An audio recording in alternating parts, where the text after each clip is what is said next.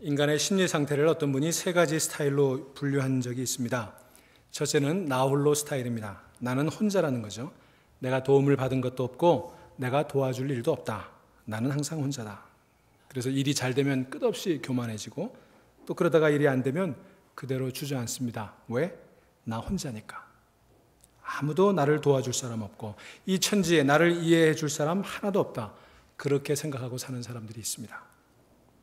그러나 여러분 한번 생각해 보세요. 세상에 내가 혼자 태어났습니까? 부모가 낳아준 거 아니에요? 저절로 큰 걸까요? 누군가 나를 키워주었습니다. 나는 아무의 사랑도 받지 않았다. 부모님까지도 나를 버렸다라고 하더라도 누군가는 나를 먹여주었고 누군가는 나를 키워줘서 내가 있는 겁니다. 세상에 사랑받지 않고 산 사람은 아무도 없어요. 사랑받지 않았다고 느낄 뿐이에요. 은혜 입지 않은 사람이 어디 있겠습니까? 그러므로 이 나홀로 스타일은 참 문제가 많은 거예요. 두 번째 유형은 채권자 스타일입니다. 이런 사람은 항상 자기는 받은 것은 없고 준 것만 많다는 것입니다. 줄 것은 없고 받아야 될 것이 많다고 생각하는 사람이에요. 그래서 항상 채권자의 마음으로 삽니다. 왜 이 세상이 이렇게 불공평하냐? 내가 수고한 대가가 왜 이거밖에 되지 않느냐? 나는 많은 것을 베풀었는데 왜 다른 사람들은 내게 돌려주지 않느냐? 그래서 늘 불평이 많아요. 원망, 불평으로 가득 찬 사람들, 채권자 스타일의 사람들이 있어요.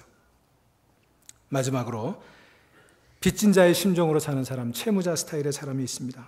받은 게 너무 많다고 여깁니다. 받은 사랑도 많고 받은 은혜도 많아요. 갚을 길이 없어요. 항상 빚진 자의 심정이에요. 나는 빚진 자다. 너무 많은 사랑을 받았고 어떻게 이걸 보답할 수 있을까? 그래서 주변 사람들, 만나는 모든 사람들이 다 고마운 사람들. 이런 마음 가지고 살아갈 때 행복한 거예요. 이 사람도 고맙고 저 사람도 고맙고 자녀들을 생각해도 부모를 생각해도 형제를 생각해도 너무너무 고마워요. 나는 베푼 것이 이렇게 없는데 이런 사랑을 받고 살다니 늘 감사할 수밖에 없는 거죠. 여러분은 어떤 유형의 사람이십니까? 경영학의 아버지라고 우리가 흔히 얘기하는 피터 드러커라고 하는 분이 있죠. 유명한 저술가인데 그가 그의 자서전에서 어린 시절 이야기를 이렇게 고백한 적이 있어요. 자기 할머니 이야기인데요. 그가 어린 시절 굉장히 가난한 데 살았답니다. 초라한 동네에 8층짜리 그 연립주택 같은 곳에 사는데 엘리베이터가 없어요.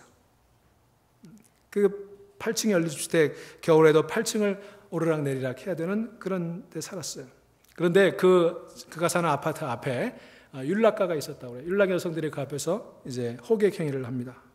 한 번은 그 율락 여성 가운데 아주 심하게 감기에 걸린 여성이 기침을 콜록콜록 하면서 거기서 호객 행위를 하고 있었어요. 그런데 이 피터 드러커의 할머니가 그 앞을 지나가다가 그 여성을 보고 나더니 자기 목도리를 풀러서 그 여자 앞에 가서 그 목에 둘러주는 것이었습니다. 그리고는 감기 조심하라고 빨리 나으라고 그렇게 얘기해주고 올라갔어요. 아파트. 그런데 아파트 8층을 걸어 올라가더니 막 서랍을 뒤지더래요. 할머니가. 그러더니 약 몇 개를 챙겨서는 또 8층을 걸어 내려가서 그 여자에게 갖다 주면서 이 약 먹고 빨리 나오라고, 감기 걸리면 안 된다고 그렇게 얘기를 해주더랍니다. 이 모습을 보고 주변 사람들이 그 할머니를 나무랐대요. 저 율랑 여성들 이 동네에서 없어져야지. 그거 뭐 도와주고 감기에 걸리지 말라고 약을 갖다 주고 목도리를 둘러주냐고 못마땅하게 이 할머니를 핀잔을 주었습니다. 그때 할머니가 얘기했습니다. 내가 저들의 직업을 바꿔줄 수는 없지 않소. 하지만 우리 젊은이들이 감기에 전염되는 건 막아야지. 그리고는 한마디 더 했다고 그래요. 나는 이보다 더 크고 더 많은 은혜 가운데 살아왔습니다. 빚진 자의 마음, 얼마나 아름다운 마음이에요. 오늘 본문에 보면 사도 바울이 스스로를 빚진 자라 그렇게 얘기합니다. 14절 헬라인이나 야만인이나 지혜 있는 자나 어리석은 자에게 다 내가 빚진 자다. 나는 빚을 졌다는 거예요. 특별히 복음의 빚을 졌다는 거예요. 나는 예수 믿는 사람을 죽였고 또 죽이려고 다메섹까지 가다가 거기서 예수님을 만나서 구원을 받았다. 더구나 이방인을 위한 사도로 부름을 받았다. 그래서 한평생 그런 고백하는 거예요. 나는 복음의 빚진 자다. 그는 로마서 5장에서 말합니다. 내가 연약할 때 주께서 나를 위해 죽으셨고 내가 죄인 되었을 때 하나님께서 독생자 예수 그리스도를 보내주셨고 내가 하나님과 대적이 되고 원수가 되었을 때 예수 그리스도를 통해서 당신의 사랑을 나에게 확증해 주셨다. 이 사랑을 깨달았기에 그는 빚진 자가 된 거예요. 어떻게 하면 이 은혜를 갚을 수 있을까? 내가 아무것도 모를 때 주님 나를 사랑해 주셨는데 이 엄청난 대속의 은혜를 어떻게 갚을 수 있을까? 그래서 바울은 평생을 그 빚을 갚는 심정으로 살았던 거예요. 주님의 뜻에 순종하고 주님께 헌신했던 것입니다. 주님께서 사랑하신 자들을 사랑하기로 작정했던 거예요. 여기에 사도 바울의 기독교 윤리의 핵심이 있어요. 그의 윤리는요, 무슨 거룩한 도덕이나 그런 게 아니었어요. 그의 윤리의 핵심은 이것이었습니다. 그리스도께서 당신의 목숨을 바쳐 살리신 그 생명들을 내가 사랑하지 않을 수가 없다. 내가 어떻게 나의 그 알량한 잣대, 알량한 윤리, 도덕으로 그들을 평가할 수 있겠느냐? 그게 그의 윤리 기준이었어요.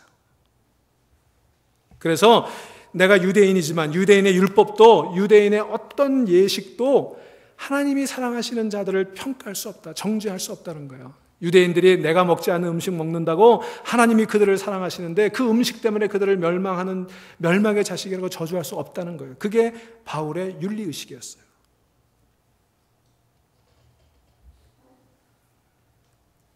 그리스도께서 저 사람을 사랑하니까 나도 사랑해야지. 그게 사랑의 기준이었어요. 그게 주님께 은혜를 갚는 길이라고 믿었기 때문입니다. 주님이 무엇을 원하시는가? 주님이 누구를 사랑하시는가? 바로 그분을 섬기는 것이 주님을 섬기는 것이라고 그는 믿었던 거예요. 그래서 바울은 이방인에게 복음을 전합니다. 하나님을 모르는 사람들, 야만인들, 헬라인들, 로마 사람들, 전혀 나와 상관이 없는 그들에게 가서 복음을 전합니다. 왜?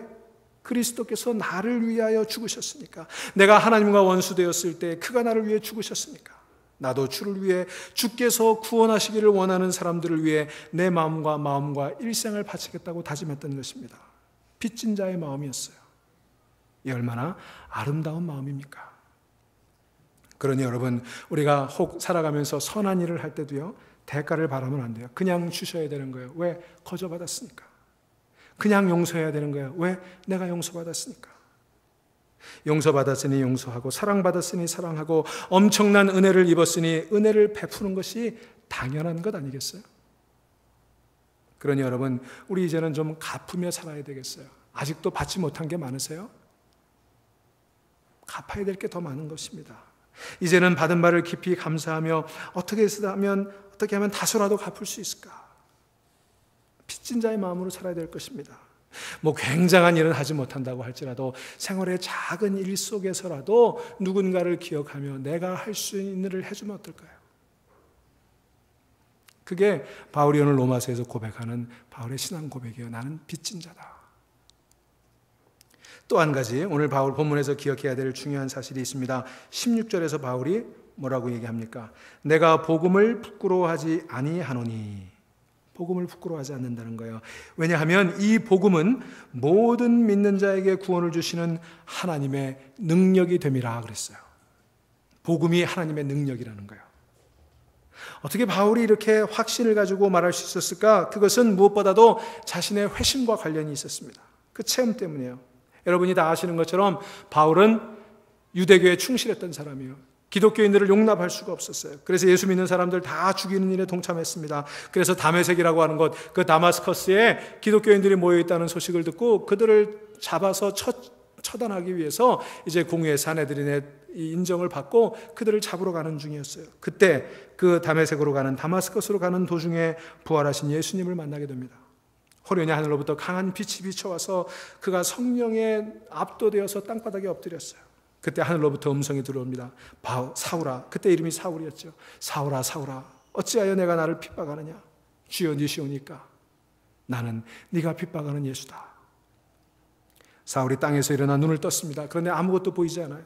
사흘 동안 보지 못하고 식음을 전폐하고 있을 때 다메섹의 아나니아라고 하는 사람에게 주께서 환상 중에 나타나서 사울을 찾아가도록 하셨어요. 아나니아가 사울을 만나 안수합니다. 그러자 사울의 눈이 비늘 같은 것이 벗겨지고 이제는 완전히 새 사람이 되어서 세상을 다르게 보게 되었어요. 예수를 핍박하던 사람이 이제는 복음을 전도하는 전도자가 되었고 남을 죽이려고 살기 등등했던 그의 마음속에 예수의 사랑이 충만하게 되어서 사람을 살리는 복음 증거자가 되었던 것입니다. 그것을 사도 바울은 복음의 능력이라고 생각했던 거예요. 그런 권력을 가지고 사람을 죽이는 능력을 전에 가지고 있었지만 그것은 사람을 죽이는 능력이었다는 거예요. 가말리엘의 문화에서 그가 큰 학문을 닦았지만, 그래서 사람들을 놀라게 할 만한 지성을 가지고 있었지만 그 지성적 능력도 사람들을 살리지 못했다는 거예요. 그런 지성적인 능력을 가지고 예수 만나기 전에는 그런 사람들을 박해하고 사람들을 정죄하던 삶을 살아갔기 때문에 그 능력이 아무것도 아니라고 생각했던 거예요. 하지만 예수를 만난 이후 이제까지는 자신의 삶은 아무것도 아님을 그는 깨닫게 되었습니다. 결국은 자기가 가진 능력은 사람 죽이는 능력이었고 자기 교만에 빠지는 그런 능력이었지 사람을 살리는 데는 아무런 소용이 없다는 것을 깨닫게 된 거예요.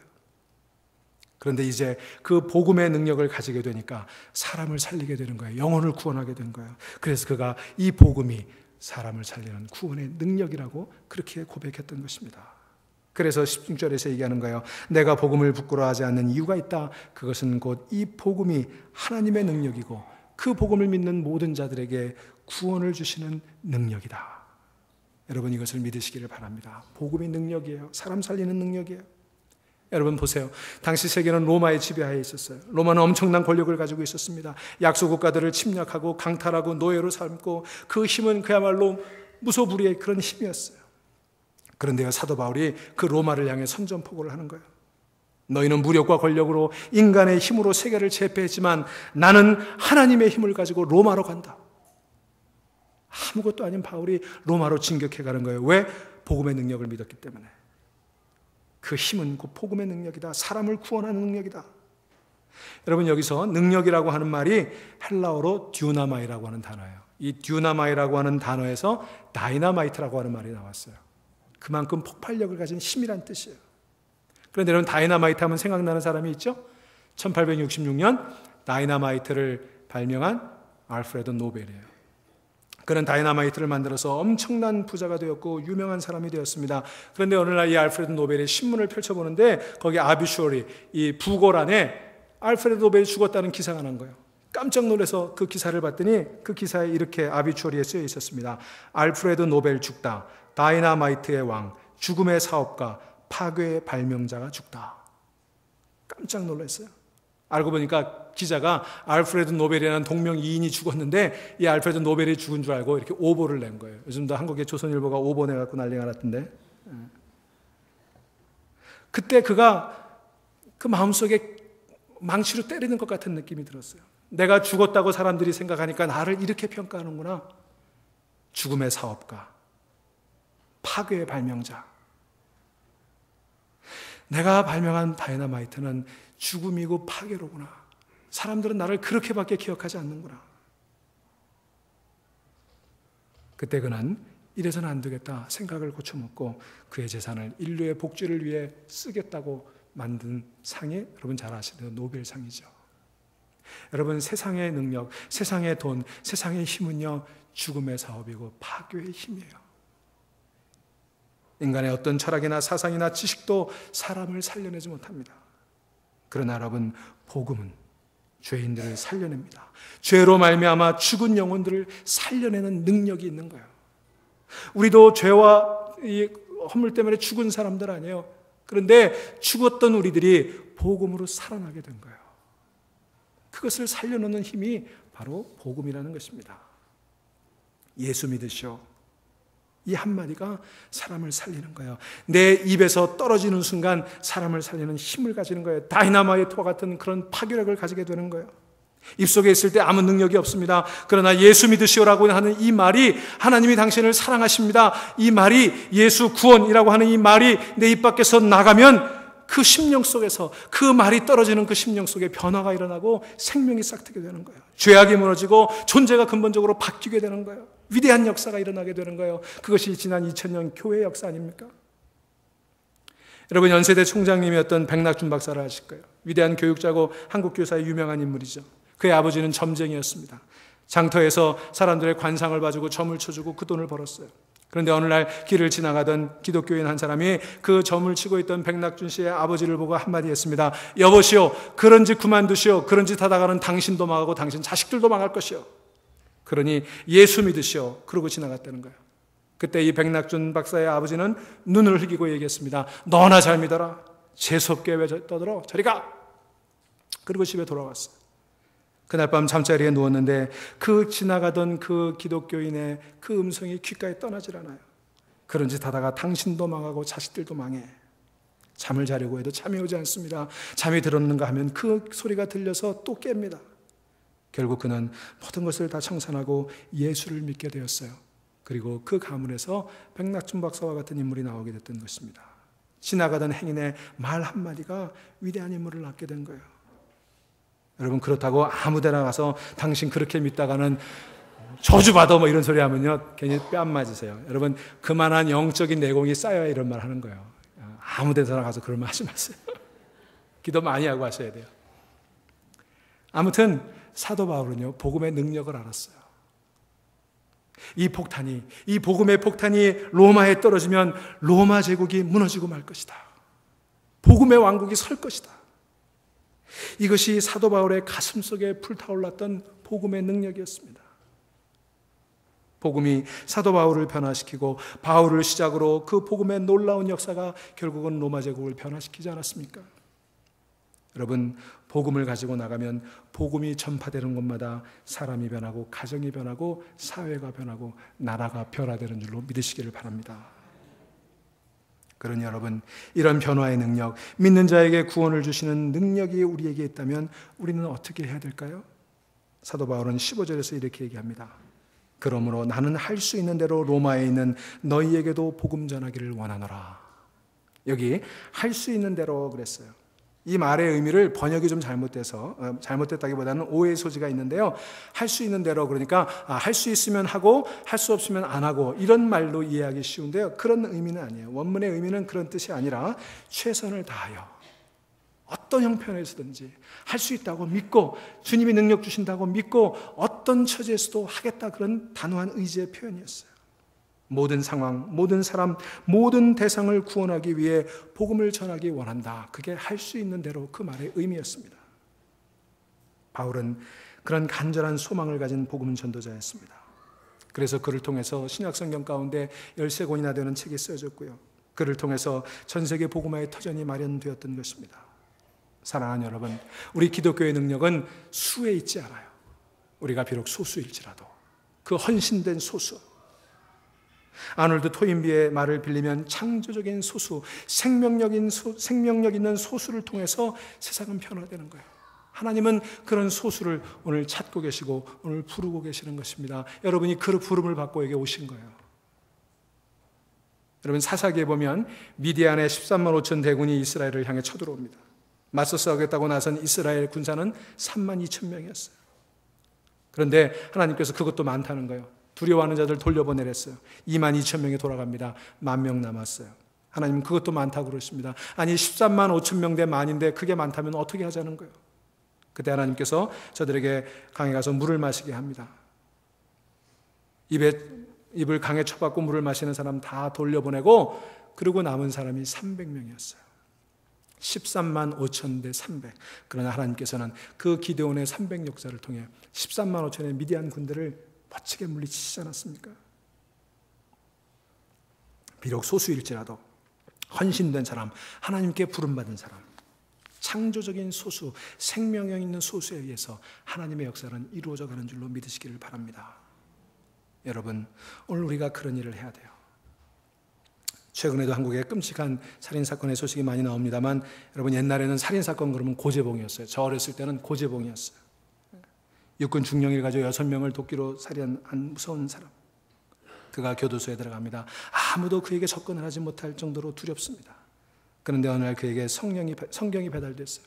재수없어 집어 던집니다. 화장실 휴지로 쓰면 좋겠다고 싶었습니다. 그런데 그가 볼일을 보면서 우연히 들여다보기 시작한 그 성경을 통해 복음을 발견합니다. 눈에서 살기가 빠지고 달라지기 시작합니다. 그 형무소 목사님을 통해 예수를 영접합니다. 그가 그때부터 2,000명의 죄수 가운데 1,800명의 전도했어요. 그가 죽으면서 남긴 말이 이것입니다. 내가 좀 더 일찍이 하나님을 알았더라면 이렇게 악한 자가 되지 않았을 것을. 나에게 일찍 복음을 전해준 사람이 있다면 이렇게 죽지는 않았을 텐데. 여러분, 그 악독한 사람에게도 하나님 말씀, 복음이 들어가니 사람이 변화된 거예요. 복음에는 이런 능력이 있습니다. 그래서 바울은 할 수 있는 대로 복음 전하기를 원하노라 말했던 거예요. 여러분이 지금 어떤 처지에 있든지 할 수 있는 대로, 여러분 어떤 처지에 있든지 복음 전하는 일에 헌신할 수 있기를 주의 이름으로 축원합니다. 시간이 있으면 시간이 있는 대로, 물질이 있으면 물질이 있는 대로, 재능이 있으면 재능이 있는 대로 내가 만나는 사람들, 아니 누군가를 찾아가서 복음 전할 수 있게 되기를 바랍니다. 저와 여러분들이 한 사람이라도 더 복음을 듣고 예수 믿어 구원받을 수 있는 그 일에 헌신하면 얼마나 좋을까요? 저는 이번에 여러분들의 기도와 성원 가운데 파라과이 선교를 다녀왔습니다. 기도해 주시고 도와주신 여러분 모두에게 감사를 드립니다. 파라과이 선교를 통해서 제가 받은 은혜가 참 귀해서 좀 나누고자 합니다. 파라과이는요, 남미에 있는 국가예요. 영상이 아직 안 나와요? 뒤에 불 좀 꺼주시고요. 예. 파라과이는 남미에 있는 국가로 브라질, 아르헨티나, 볼리비아에 둘러싸인 내륙 국가입니다. 땅이 비옥해요. 땅이 넓어요. 그래서 농업과 목축을 주로 하는데요.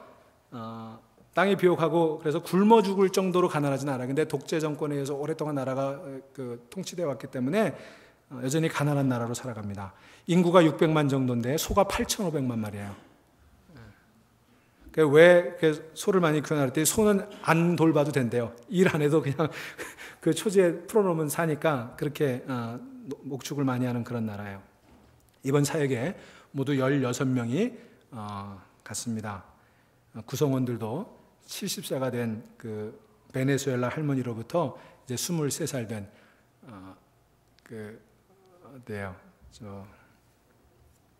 콜롬비아에서 태어난 한인 2세 아가씨에 이르기까지 16명이 이렇게 함께 갔는데요. 저를 초청하신 분은 마이애미 장로교의 신정일 목사님이에요. 저는 개인적으로 만남의 축복이 있는 사람이에요. 하나님께서 저에게 좋은 분들을 참 많이 만나게 해주셨어요. 2년 전에 이 신정일 목사님이, 저는 일면식도 없는 분이에요. 그냥 우리 교단 목사님이고 저보다 12년 정도 위 되시는 13년 선배 목사님이시니까 그냥 회의 같은 데 가면 인사나 하고 지내고 대화도 한번 안 해본 목사님인데 2년 전에 이분이 저에게 전화를 하셨어요. 우리 교회에서 선교대회를 하는데 한번 오시라고. 그래서 제가 그 선교대에 가서 선교에 대해서 좀 새롭게 눈을 떴죠. 그리고 작년에 멕시코 선교 가는데 목사님이 저를 포함시켜 주셨어요. 사실 자기 교회 팀에 다른 교회 사람이 온다는 걸 그렇게 반가운 일 아니에요. 득보다는 실이 더 많다고 볼 수 있는데 저를 초대해 주셔서 제가 처음으로 해외 선교를 작년에 다녀오지 않았습니까? 금년에도 또 초청해 주셨어요. 파라과이 선교를 가는데 한 목사님 꼭 좀 가주셨으면 좋겠습니다. 제가 예라고 순종하고 함께 갔어요. 참 감사한 분이에요. 이번에 주제가 우리가 저 큰 걸개 그림을 이제 가지고 거기 갔는데 헤수스 살바, 예수 구원이라고 하는 그런 의미, 그런 주제를 가지고 왔어요. 이번 파라과이 선교를 떠나면서 제 마음속에 나름대로 기대가 하나 있었어요. 뭐냐 하면, 제가 여행 좋아하니까 이 파라과이 하면 그 브라질과 그 아르헨티나 그 접경 지역에 세계 3대 폭포 가운데 하나인 이구아수 폭포가 있어요. 아순시온에서 한 5-6시간 정도 차를 타고 가면 갈 수 있는 곳이에요. 보통 선교를 7박 8일 가면 마지막 날에 이제 짐 정리하고 평가하고 또 뭔가 마음이 많이 지쳤으니까 좀 휴식하고 그러거든요. 그리고 또 주변에 좀 볼만한 데가 있으면 이제 구경도 잠깐 하고 그렇게 합니다. 여러 날은 아니고 이제 마지막 날 정도 그렇게 하는데, 제가 그래서 한 5-6시간이면 부지런히 서두르면 이 파라과이 이구아수 폭포를 볼 수 있겠다. 일부러 저기를 보러 갈 수는 없고 한번 가보면 좋겠다. 그런 기대를 했어요. 이구아수 폭포는요, 루즈벨트 대통령 부인이 이 폭포를 보고 아이고 불쌍한 나야가라 폭포요 그랬다 그래요. 그 정도로 어마어마한 그런 폭포예요. 내심 폭포를 한번 보고 싶다. 그렇게 기대를 했어요. 아니나 다를까 이렇게 일정표가 이렇게 이제 이메일로 왔는데 마지막 날 이제 리트릿, 마지막 정리하는 그날 이구아수 폭포하고 물음표를 해놨더라고요. 그래서 거기를 가나 보다. 그렇게 기대를 했어요. 그렇게 도착해서 이제 전체적인 일정들을 시작을 하는데 이렇게 얘기하는 거예요. 마지막 날, 그 월요일인데 화요일 날 돌아오고 이제 월요일 마지막 날인데 우리가 학교에서 사역을 해요. 아이들에게 이제 성경학교도 해주고 율동도 가르쳐주고 영어도 가르쳐주고 그렇게 하는데, 그 아이들이 미리 우리가 온다고 계획하기를 우리들이 가르쳐준 것을 가지고 월요일 날 발표회를 한다는 거예요. 우리는 저희 가려면 새벽에 떠나야 되는데 그것도 오전반, 오후반이 있는데 2반 다 한다는 거예요. 고민이 되는 거죠. 아이들이 그렇게 한다는데 우리가 그걸 뿌리치고 이걸 구경 갈 수가 없잖아요. 포기했어요. 얼마나 아쉽던지요. 저는 속으로 그거 그냥 금요일 날 하고 저 폭포 보러 가면 안 되나. 제가 제밥에 더 관심이 많았어요. 그런데 여러분, 제가 이 폭포를 보지 못했지만 그날 이후 수요일부터 주일까지 이루어지는 닷새 동안의 사역을 통해 저는 저 거대한 폭포수보다도 더 엄청난 은혜의 폭포수를 체험할 수가 있었어요. 우리 흔히 말하잖아요. 은혜의 폭포수, 폭포수같이 쏟아지는 은혜. 제가 말은 많이 했지만 이런 게 은혜의 폭포수로구나 이번에 비로소 깨달을 수가 있었어요. 얼마나 감사한지 몰라요. 제가 이 폭포를 보고 오지 못했지만 그러나 저는 보지 않아도 될 것 같아요. 왜? 더 큰 걸 봤으니까.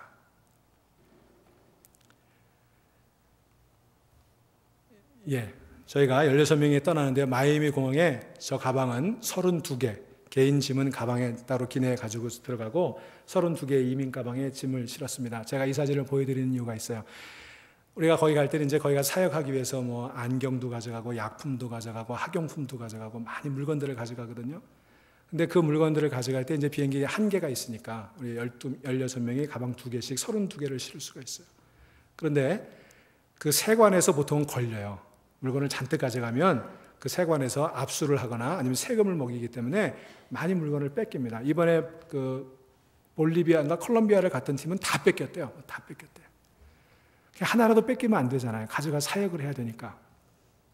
그래서 우리 팀장님이 같이 가시는 그 마이애미 교회 집사님인데 그 팀장님이 가방을 뺏기지 않으려고 한 가방에다 같은 물건을 다 싸면 이게 뺏기기 쉬운 거예요. 한 가방에 무슨 안경만 300개 들었다 그러면 이제 뺏는 거죠.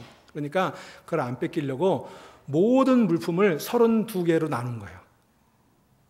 그래서 약도 다 32개 박스를 다 벗겨가지고 32개에서 랩으로 다 씌우고 안경도 다 전체 짐을 32개로 나눠서 저기 실은 거예요. 그래야 안 뺏기고 혹시 가방 한두 개 뺏겨도 일부분을 뺏기는 거니까 전체 사역에 지장이 없도록. 그런데요, 이 일을 일주일 내내 저녁마다 서너 시간씩 했다는데 그분은요 53살 먹은 집사님인데 21살 먹은 딸이 뇌성마비, 중증 뇌성마비예요. 그래서 부부가 한시도 이 아이를 떨어뜨려 놓을 수가 없기 때문에 와이프는 낮에 일을 하고 본인은 밤에 일을 합니다. 이분이 서울대를 나와서 유학을 왔던 분인데 그 딸 때문에 유학이 중단되고 뭐 영주권을 얻는데도 어려움이 있고 그래가지고 7년 만을 호텔에서 청소를 해요, 밤에. 왜냐하면 낮에 그 딸을 돌봐야 되니까. 그런 분이 낮에 그렇게 공부하고 일하고 아이들 돌보고 밤이면 또 교회 가서 저거를 뺏기지 않으려고 하나라도 물건을 더 전해주려고 일주일 내내 저걸 쌌다는 거예요. 제가 저 가방을 보고 얼마나 감격했는지 몰라요. 벌써부터 그 가방을 보는 순간 저에게 은혜가 쏟아지기 시작했어요.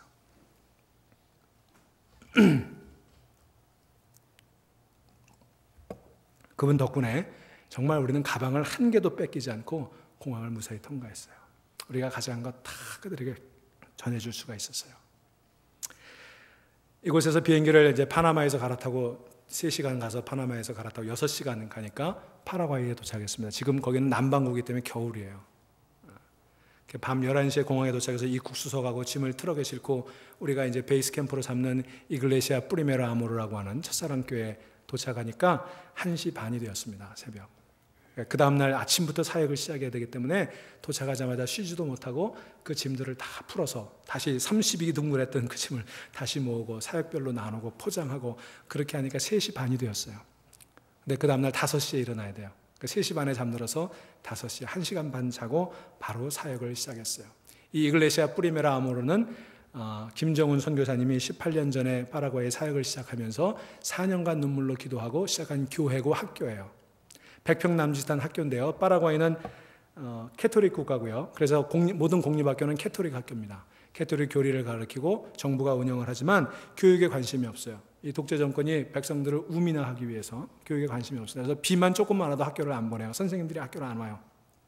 아이들은 공부를 하든지 말든지 정부가 관심이 없어요.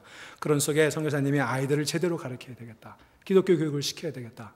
그래서 학교를 시작했어요. 사립학교인데 돈을 물론 받습니다. 근데 시설이 그렇게 좋은 학교는 아니죠. 좁고. 그래서 오전반, 오후반을 하고요. 그럼에도 불구하고 기도로 아이들을 가르치고 아침 7시 아침반이 시작이 되는데 7시에 예배를 드려요. 그리고 한국말을 가르치고 영어를 가르치고 교육 내용이 좋고 사랑으로 가르치기 때문에 좋은 소문이 나가지고 지금은 돈 많은 사람들이 이 학교에 아이들을 보내기 위해서 어떤 애들은 벤츠를 타고 와요. 이 학교에. 그 정도로 소문이 난 학교가 되었습니다. 이제는 부모들이 중학교도 해주십시오, 고등학교도 해주십시오. 그래서 선교사님 기도하고 계세요. 그 앞에 이제 땅이 있는데 그 땅이 선교사님 말이 지금 그 소유주가 세금을 못 내가지고 경매에 곧 나올 것 같대요. 그래서 기도해 달래요. 그래서 내가 이걸 어떻게 기도해야 되나. 자, 이 학교에 아침 7시가 되니까 예배를 시작하는데요. 아이들이 옵니다. 아이들이 와가지고 저희를 찾아봤어요. 근데 불쑥 앞에 서더니요, 한국말로요, 이름이 무엇입니까? 이렇게 묻는 거예요, 저희에게. 한국말을 교육을 해요. 그리고 이 학교가 한국말 교육으로 유명하답니다. 그리고 요새는 한국 정부에서 파라과이에 1년에 2명씩 국비장학생으로 한국에 유학을 시켜주고요. 등록금, 기숙사비 다 주고 한 달에 40만 원씩 장학금을 준대요. 그러니까 한국어 시험을 잘 봐야 되고, 그렇게 한국에서 유학하고 돌아오면은 그 한국 기업이나 중남미에 있는 상사 취직할 수 있기 때문에, 그러면 3배 내지 4배의 월급을 받는데요. 여기서 아이들이 기를 쓰고 한국말을 공부를 하는 거예요. 얼마나 유창하게 한국말 하는지 몰라요. 그리고 예배를 드립니다. 예배를 드리면 학년별로 나와서 저렇게 찬양을 하는데 한국말로 찬양을 해요. 좀 들어보실래요? 얼마나 잘하는지?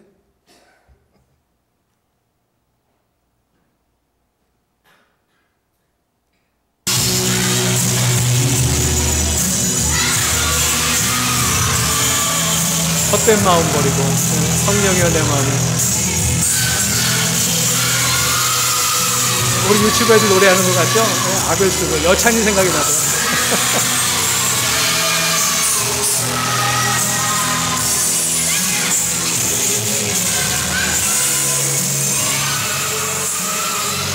넘겨주세요. 네. 다음 거 한번 보세요. 아이들이 얼마나 기쁘게 찬양을 하는데요. 이건 중품에 아침마다 이렇게 모여서 예배를 드리면서 한국말로 율동을 하며 찬양을 해요. 얼마나 감격스러운지 모르겠어요.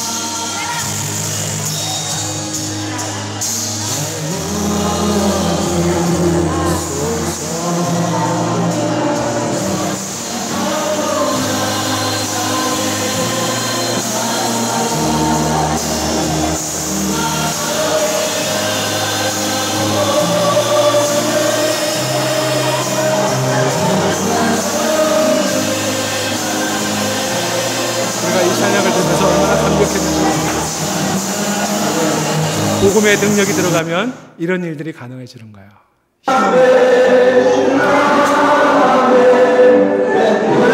우리 찬양,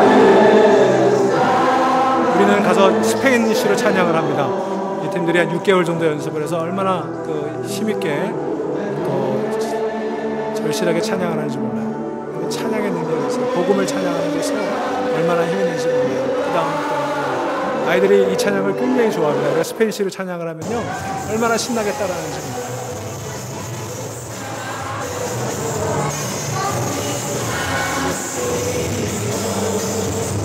예, 그렇습니다. 정말 일주일 동안 얼마나 많이 찬양을 했는지 모르겠어요. 은혜가 넘치는 그런 찬양들이었습니다. 제가 이번에 가장 은혜를 많이 받았던 것은 바로 이것입니다. 이것은 따끔부 교도소라고 하는 것이에요. 제가 가기 전에 교도소에서 저희가 설교를 해달라고 해서 저는 한국의 교도소를 생각했습니다. 교도소에 가면 철창이 있고 철창 속에 죄수들이 있고 가끔 예배를 드릴 때 강당에 모여서 예배를 드리는 그런 정도 생각했어요. 그런데 이 교도소는 그런 곳이 아니었습니다. 오픈셀, 그러니까 교도소 담장만 있고요, 철창 속에 가둬 두는 게 아니라 그 담장 안에 그냥 풀어놓는 죄수들을, 그런 곳이었어요. 원래는 900명 정도 수용할 수 있는 시설로 지어졌는데요, 돈이 없으니까 2,500명에서 3,000명 정도가 지금 있답니다. 그러니까 이제 900명 정도는 그냥 내무방 같이 생긴 그런 데 가서 잠을 자지만, 나머지 1,500명, 1,600명 이런 사람들이요, 그냥 교도소 저 시멘트 바닥에 저렇게 거적 같은 걸 깔고 살아요. 죄수복도 주지 않고요, 밥도 주지 않습니다. 자기가 알아서 사 먹어야 돼요. 그러니까 밖에서 가족들이 돈을 넣어주면 사 먹을 수 있고, 그렇지 않으면 굶어야 되고. 그러다 보니까 죄수들이 서로 부딪히고 바글바글 하니까 악취가 나고, 뭐 샤워 시설이 제대로 있겠어요? 화장실이 제대로 있겠어요? 뭐 사방에 그냥 변들이 있고 냄새가 이루 말할 수가 없어요. 정말 지옥에 따라 없었어요. 살인사건도 수시로 일어나고요. 2년 전에는 팍스뉴스에 보면 이렇게 나오는데, 면회도 그냥 이렇게 면회소에서 하는 게 아니라 저기 도장을 찍어줘. 우리도 이렇게 도장을 찍어주는데, 그거 가지고 들어갔다가 나올 때 그 도장 보여주면 나오는 거예요. 이거 지워주면 못 나오는 거예요. 네. 면회 온 여자 3명을 납치해가지고 그 안에서 포르노 비디오를 제작해서 전 세계에 팔아먹었어요. 마약도 팔고 그런 교도소예요. 제가 와서 인터넷에 찾아보니까 세계에서 가장 위험한 교도소 가운데 하나였어요. 아무것도 모르고 갔는데 거기 가서 설교하라는 거예요. 예, 거기 이제 크리스찬 그룹들이 우리 이렇게 에스코트 해주니까 이 사람들 틈을 저 틈 사이를 저희가 통과해서 갔어요. 지갑도 가져가지 말라고 그러고 카메라도 가져가지 말라고 그러고 우리 일행 중에 한 사람은 이제 카메라를 안에 몰래 숨겨가고 여자들은 바지를 입거나 몸매가 드러나면 남자들이니까 자극받을 수 있다 그래서 긴 통치마 같은 까문정색 무릎까지 발목까지 내려오는 그런 통치마를 입고 가야 돼요. 여기에 들어가는데 정말 사실 좀 겁이 났어요. 뭐 그런 폭력, 살인 이런 사건들이 일어나는 곳이라고 그러니까 아무 보호도 없이 저들 틈을 지나가는데 정말 두려웠어요. 그렇게 해서 한 5분 정도 걸어가는데 그 5분이 왜 이렇게 긴지 바짝 긴장해가지고 옆을 쳐다보지 말라 그러더라고요. 그렇게 5분 정도 가는데 이렇게 그 광장 같은 곳이 나오고요. 거기 벽에 교회, 그곳에 이제 교회가 있어요. 교회 이름이 써 있습니다. 이글레시아 리베르타, 자유의 교회라는 뜻이에요. 자유의 교회. 그리고 그 밑에 요한복음 8장 32절 너희가 진리를 알지니 진리가 너희를 자유케 하리라. 이 말씀을 보는데 정말 눈물이 났어요. 그곳에 한 200~300명 정도 되는 크리스찬들이 모여서 예배를 드립니다. 우리가 도착했을 때 자기들끼리 찬양을 하고 있었어요. 찬양하는 모습이죠. 얼마나 간절히 찬양들을 하는지 몰라요. 정말 저들의 표정은 주 예수의 표정이 아니었어요. 정말 은혜로운 표정이고요.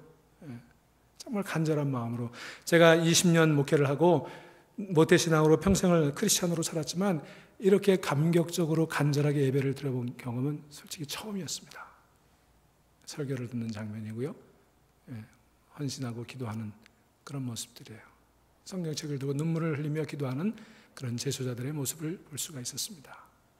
정말 이곳은 우리 그 같은 팀원 중에 그 콜롬비아에서 온 2세 한인 청년이 하나 있었는데 그 청년이 이런 얘기 하더군요. 우리가 밖에서 세상에서 교도소 담장 안으로 들어가니까 그곳이 지옥이었대요.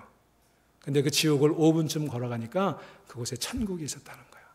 정말 천국의 모습이었어요. 저는 여러분들이 여기 꼭 한번 가봤으면 좋겠다는 생각을 합니다. 우리도 다 대원들도 은혜를 받았죠. 저희 가운데 있는 마이애미 교회 사모님인데 그 출발하기 전날 넘어져 가지고요. 완전히 상처가 나서 진물이 나고 정신을 잃고 쓰러져 있었는데 그럼에도 불구하고 캔슬하지 않고 가셔서 마지막까지 통역하시면서 사역을 하시는 것을 볼 수가 있었어요.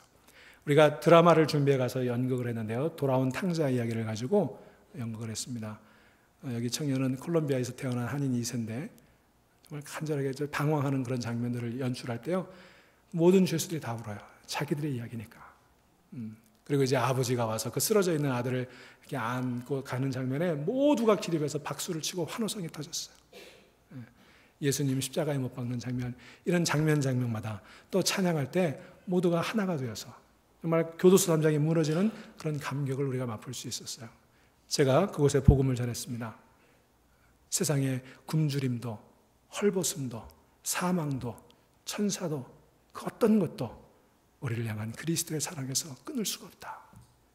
여러분들이 지금 비록 교도소 담장 안에 있지만 이 교도소의 담장도 여러분들을 그리스도의 사랑에서 막을 수가 없다.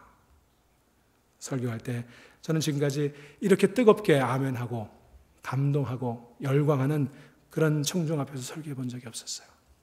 제가 부흥사가 아닌데 이날은 부흥사가 됐어요. 이제 부흥이 할 수 있을 것 같아요. 그 다음날 사역은 까떼우라라고 하는 마을에서 되었습니다. 이 까떼우라 마을은요, 그 한국으로 치면 난지도 같은 곳이에요. 쓰레기장, 처리장이 있고 아주 저지대입니다. 비만 오면 완전히 물에 잠기는 곳이고요. 그 쓰레기를 주워서 생활하는 그런 사람들이 사는 동네인데 작년에 갔을 때는 교회가 이런 모습으로 존재하지 않았답니다.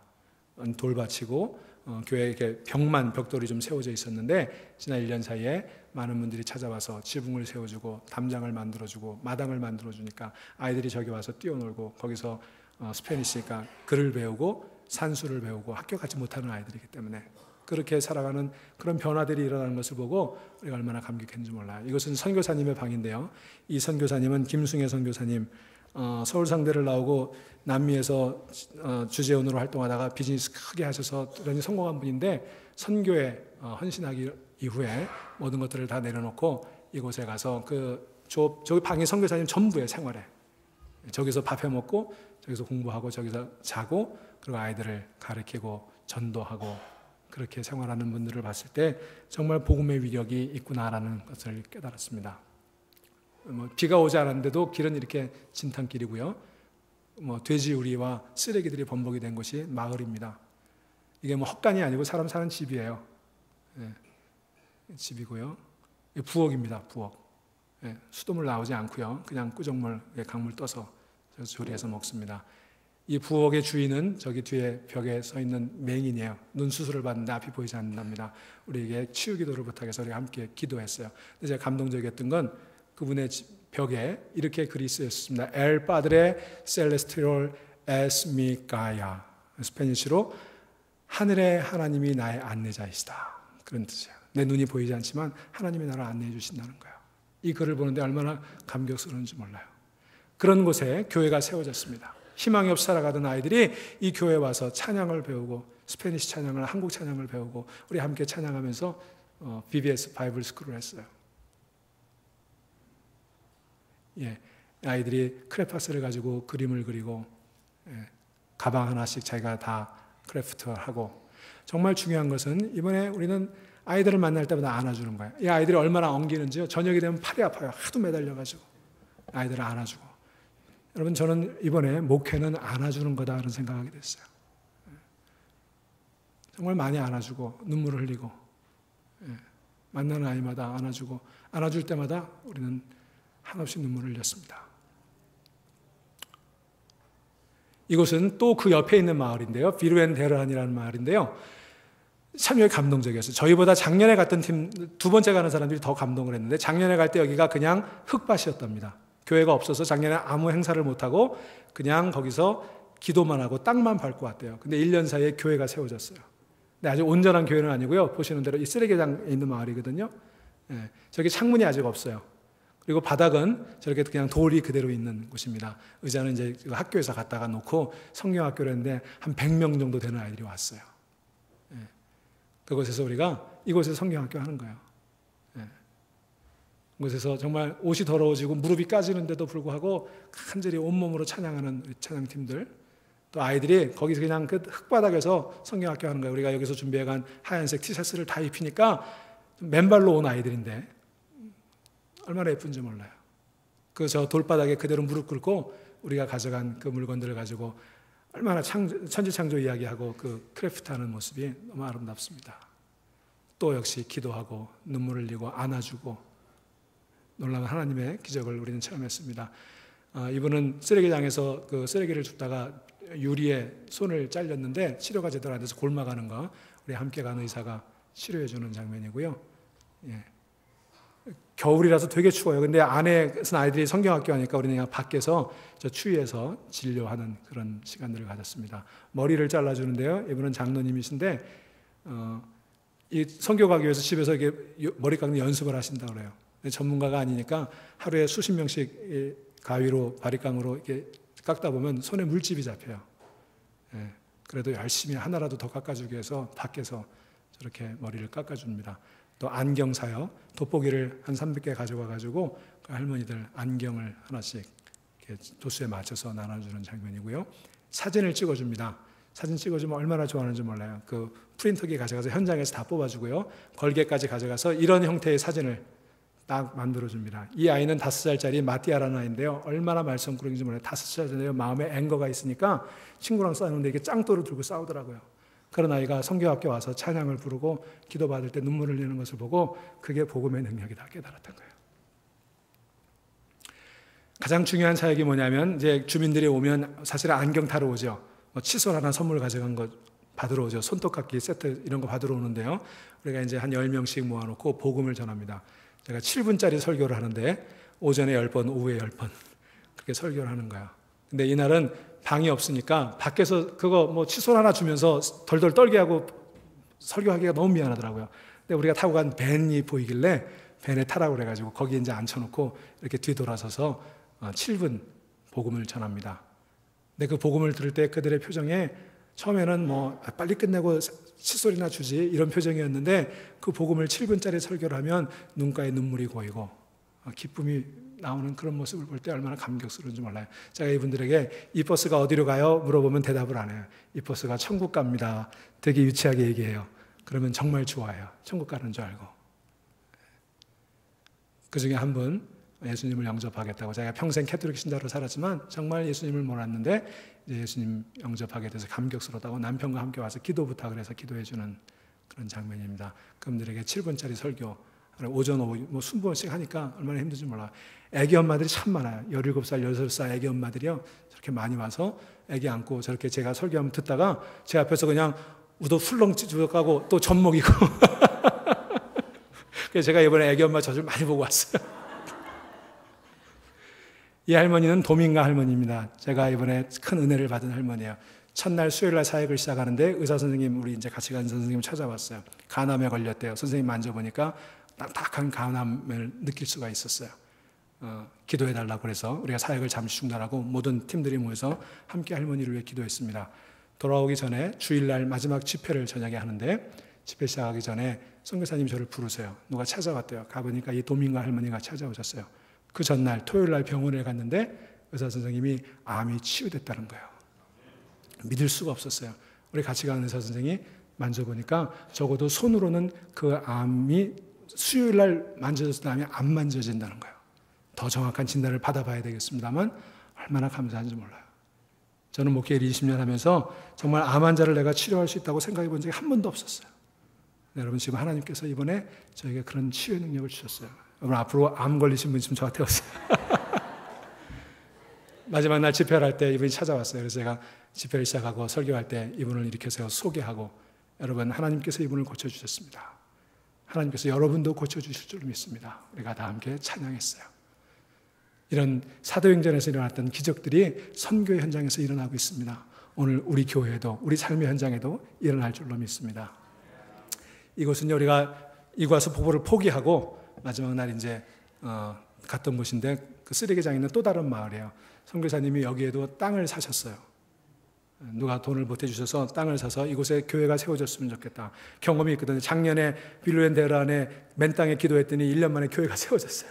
거기서 우리가 성경학교하고 100명의 아이들이 오지 않았습니까? 우리 또 가서 땅 밟기 하면서 기도했어요. 근데 여러분, 제가 여기서 기도할 때 정말 제 마음속에 어떤 소망이 생겼냐면 이 땅이 300평이에요. 근데 얼마인 줄 아세요? 500불이에요. 교회는 지을 수 있어요. 마당도 할 수 있어요. 그 옆에 땅에 또 이만한 게 하나 있어요. 선교사님 그걸 살 수 있으면 그 옆에 이제 학교를 하고 싶답니다. 얘들 학교를 갈 수가 없고 비가 오면 진창이고 하니까 옆에 학교도 갈 수가 없어요. 그래서 선교사님 여기에 교회가 세워지고 학교가 세워졌으면 좋겠다. 그래서 우리가 그것을 위해 기도하면서 제 마음속에 300평 500불인데 우리 중앙교회가 하나 할 수 있지 않을까. 그죠? 그리고 현지 사역자들을 거기서 아이들 가르치고 말씀 전하게 하는 현지 사역자들을 한 명 우리가 초빙하려면 원래 400불이면 된대요. 여러분, 우리가 그 일을 할 수 있지 않을까요? 교회를 세우고.